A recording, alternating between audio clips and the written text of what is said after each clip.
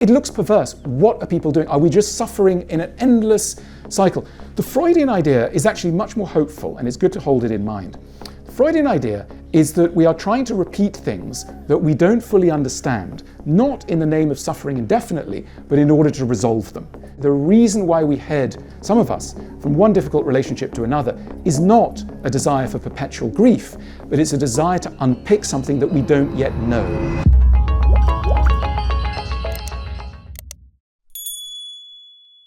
Should we talk about sex? Let's talk about sex, because sex is all part of love and is really intriguing. I think, let's talk about sexual perversion. So, one theory, which I think is very interesting, is that all sexual perversion is a flight from intimacy and mutuality.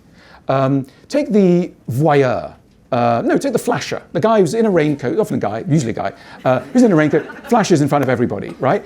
If you go up to that person and go, "You look really lovely. Do you mind if we go off to a hotel? We'd love to get to know you, hear about your childhood, lovely, meet my parents." And they want to run for the hills. They're absolutely not interested in this. They would absolutely, run. Why? Because they're not trying to get to know you. They want to frighten you. Why do they want to frighten you? Because they're very, very, very frightened themselves of intimacy. Why are they frightened of intimacy? Because someone frightened them. I mean, this is the terrible thing about meanness. Meanness is the thing we're just so great at handing down the generations. It flows down the generations. Someone took my eye out. Okay, great, I'll take your eye out, and then I'll shoot your foot, and then I'll grab your toenail and blood. And it just goes on and on. We are massively, the word sadism and masochism should be written on the sky. Sadly, we're doing this all the time. We're setting ourselves up for suffering. Why? Because we were primed for suffering in our own early years, and constantly we are redirecting a sadistic impulse, which again, we're constantly handing people parcels of love and hate that don't really belong to them. And it's a constant game of pass the parcel. And being a self-aware individual from a therapeutic point of view is knowing a little bit about what the impulse is. What parcel are you trying to pass to who and why? It's a huge topic. Right, back to perversion. Voyeur. Think of the voyeur with a telescope, right? They have to be a mile away from somebody because, again, they don't want to be too in the room. It's going to get a little dark here. Bestiality, sex with animals. What on earth's going on there? Why? The reason why it's something that people go for is because the animal doesn't know who you are. It doesn't know what's going on. It can't look you in the eye and go, "We're equal. I know what you're doing. I know who you are." It's totally puzzled. And that gives insulation from the mutuality, which again, the very, very ill person is into. Most tragic of all, sex murder. Why is there rape followed by murder? What is this thing? What is it? And people who work in this domain will always tell you that the moment that the person murders the person they've just raped is when a victim looks at the perpetrator. It's the look, it's the eye. It's essentially the person knows that they have been seen, and that is unbearable because they cannot allow themselves to be seen in a vulnerable state. So an extreme flight from all threat of mutuality. Even more tragic, sex with children. Again, that goes on. The child doesn't know what's going on. The child is not an equal, and it's the flight from mutuality. Which this is a spectrum of unwellness. We're really at the very, very, very unwell, very tragic, very horrendous end of unwellness. But it goes right, there's a sort of softer end of unwellness, which is, people who sleep with people and then immediately have to leave them. They can't be with them. They can't bear to be with them. We think about love as something that everybody wants and is very easy to receive. There's kind of discourse, a lot of it. Is anyone in the room who's looking for love? Anyone looking for love now? Some people looking for love. Okay. By the way, you should meet afterwards. You should. That's great. But with a caveat. With a caveat. Good place to come to a philosophy festival. You might meet.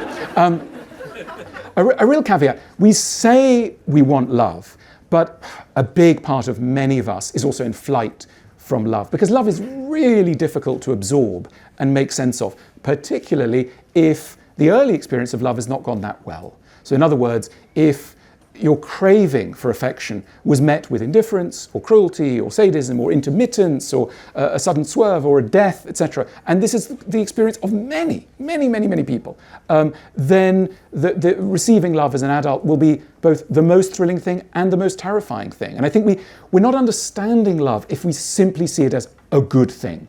By love, I'm meaning here being seen, being intimate, being held, being understood, understanding, or the other way around.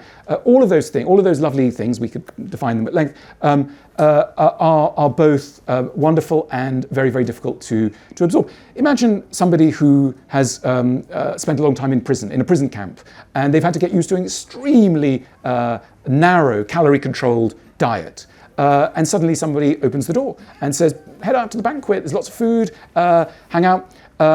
It's going to be great. And also they may die from overnourishment. The stomach simply cannot absorb, cannot metabolize the goodness that's on offer. And there's a version of this that goes on in the romantic sphere, and it's particularly poignant, that, as it were, the people who've been most deprived of love, who would so benefit and so flourish under the tenderness of another person, are simultaneously those who may find such a hard time in allowing love in, because it is unfamiliar, because it is yearned for to such an extent that its loss is feared to a huge extent. It's a weird thing. Of course, as we know, I would rather turn away love by my own authority than watch it die under somebody else's authority. There's a huge issue in which, if I decide to be miserable, I've decided to be miserable. I've not had that misery imposed on me. And that's a very powerful impulse, to be able to choose one's unhappiness rather than choose happiness and have it swept away. We know, of course, about attachment theory, invented not far down the road. John Bowlby and colleagues. Very fascinating, very crude Instagrams onto attachment theory. And it seems like a very vulgar and crude thing, but it's pointing us to a very interesting idea, which is that unless our early experiences have been filled with real trust and good experiences, etc., we're liable to enter adult life with certain quirks around us when love presents itself. And just to pick the two classic ones, anxious attachment and avoidant attachment. The avoidantly attached person feels that if anyone gets too close to them, they feel a very strong desire to reclaim independence and reclaim authority. So they're the ones who go for long walks, don't share a bedroom, feel the need to holiday alone, etc. And what's their great fear? Their great fear is really being engulfed. The fear of engulfment. And it's something to take very, very seriously. Again, love, this so-called positive thing, threatens annihilation psychologically at the deepest level. If your experience has been that the people who loved you could also destroy you, you're going to need to have an extremely vigilant system around you, making sure that never happens again. By the way, talking of things that happen again, now, the classic idea that we find in Freud, the idea of the repetition compulsion, right? So your parents are an alcoholic, and then you head always for another alcoholic, or your mother was distant, you go for a distant partner, etc. And it looks perverse. What are people doing? Are we just suffering in an endless cycle? The Freudian idea is actually much more hopeful, and it's good to hold it in mind.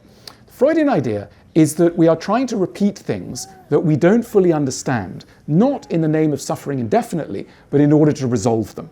The fantasy, the reason why we head, some of us, from one difficult relationship to another, is not a desire for perpetual grief, but it's a desire to unpick something that we don't yet know.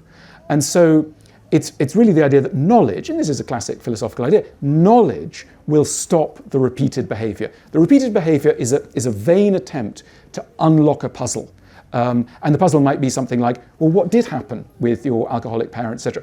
And the fantasy, the wish, is that an unfulfilling, the parent who you could never change will be re-met in an adult form, in an adult that you can change. How can you change them? Through philosophy and psychotherapy, by dialogue, through words, by being able to talk about what previously you didn't have a vocabulary for.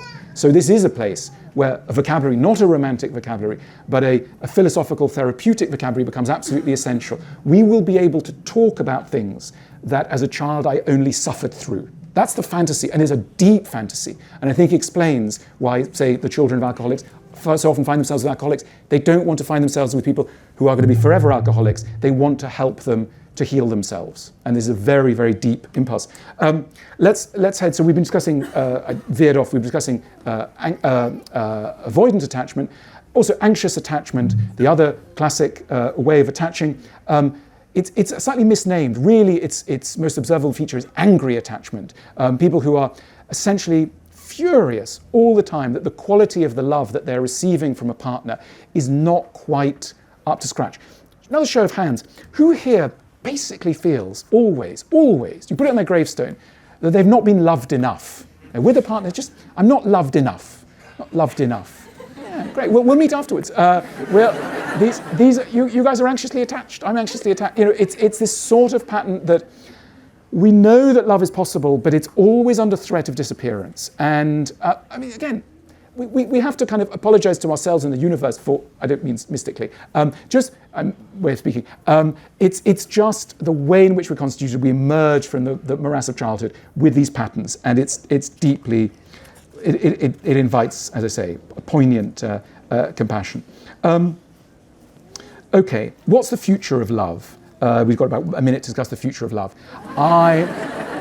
I'm looking forward, what comes after romanticism? I think we are looking for therapeutic relationships. Now, what is a therapeutic relationship as opposed to a romantic relationship?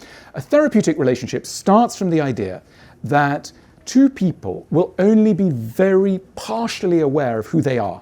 That on an initial dinner date, it's not like I'm this and you're that. It's like, I don't know who I am, you don't know who you are, but together we acknowledge the mystery of being human, and we're like, with our tiny flashlights, we're looking around the chasms of the self, and we can pick out only a few words in the giant volumes with which we're surrounded with, most of which are sunk in darkness and tar. We don't know who most of us are, and that's a very good starting point, a humility around our epistemological claims. I don't quite know who I am, you don't quite know who you are, but we're going to try and maneuver through the darkness. And also a keen awareness of how many of the things that we do owe their origins to dynamics from the distant past, whose details will escape us, but around which we can only really apologize ultimately, and a deep willingness to explore these in a non-defensive way. So to be able to say, well, I'm not quite sure why I did that or why I lost my temper, but I'm curious. Curiosity is the most. Why are we all here? We're curious people. It is the bellwether of a healthy relationship is a healthy amount of curiosity. Why did that happen? Who am I? Who are you? And the awareness that just because you've been together 34 years, you don't know the person at all. One of the great mistakes is people think they know each other. They absolutely don't know each other. However long you've been together with, you have no idea who your partner is. You have no idea who you are. And that's exciting. Anyone who goes, my relationship a bit familiar, well, no, it's not. You haven't opened the hatch. You don't know. To continue watching this video, click the link in the top left or in the description below. With a free trial, you can enjoy the full talk and thousands more. Thank you for being part of the conversation.